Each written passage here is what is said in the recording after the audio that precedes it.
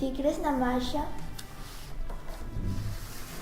De pequena, vía na tele a serie dun rapaz que tiña un lápis máxico. Se lle entraba a fame, debuxaba unha cunca de curry e a cunca aparecía. Se os seus amigos e el estaban en perigo, debuxaban a xente de policía. O rapaz era un heroe sempre disposto a protexer as persoas que necesitaban axuda. Eu tamén quería un lápis máxico. Se tivese un lápis máxico, poría con el unha fechadura na miña porta, para que os meus irmáns non me puidesen molestar. Detería o tempo, así podería dormir unha hora máis cada mañá, e borraría o cheiro dos vertedoiros que temos preto da casa.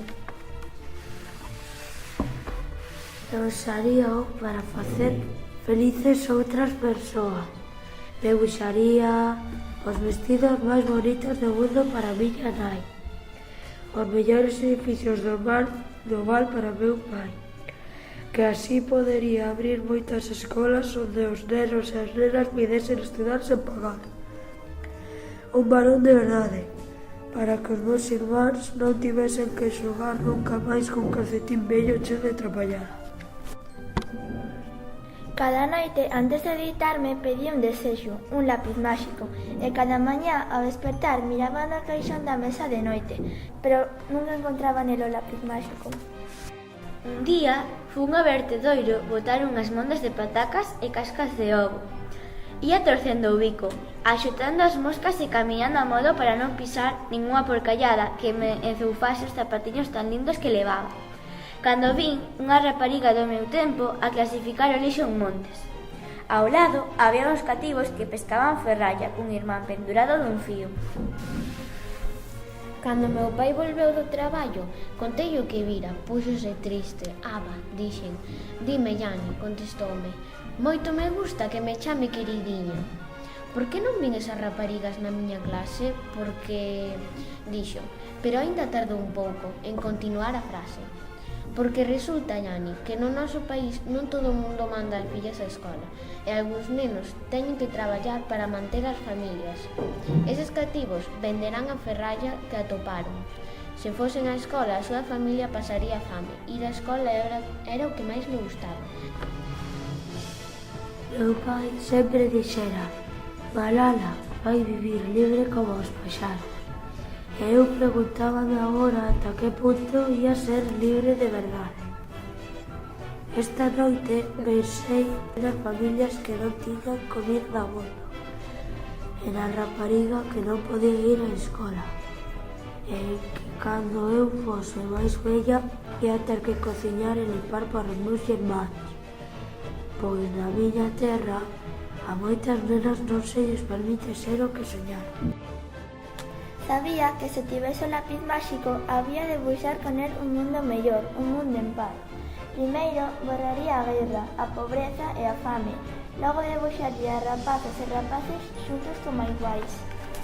Nos seguintes anos, en vez de pedir cada noite un lápis máxico, traballaba moito na escola cada día. Quería ser unha das mellores alumnas da clase. Pero uns homes con moito poder e moi perigosos non tardaron en prohibir que as nenas fosen á escola.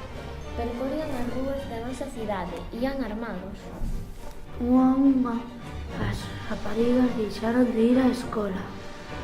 Onde van todas as estudantes? Agá xa non se senten seguras aquí, Yari.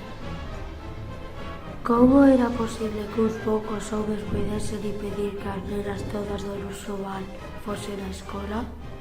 Pensei que ao mellor servía de algo que a xente noutros lugares soubese o que nos acontecía. Non chegaba a competir desexos, alguén tiña que falar alto. Por que non eu?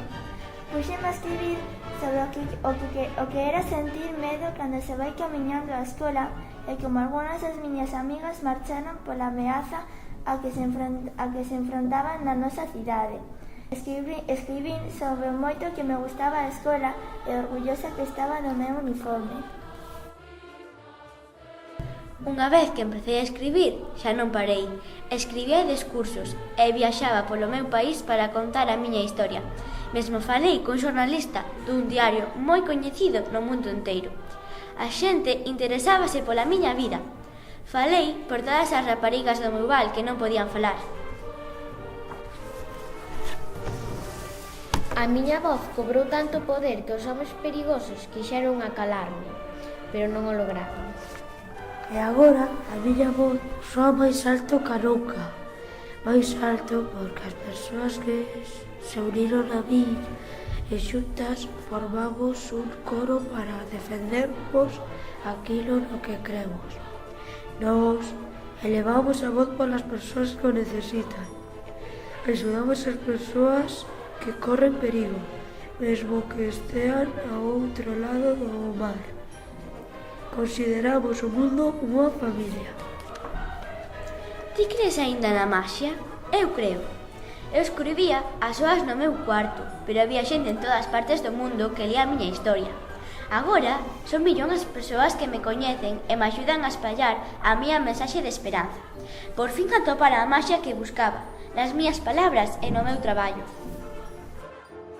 Eu son Malala. Sempre soñei con facer do mundo un lugar en paz. E traballo co tío para converter o meu soño en realidade. Un neno, un mestre, un libro e un lápis poden mudar o mundo.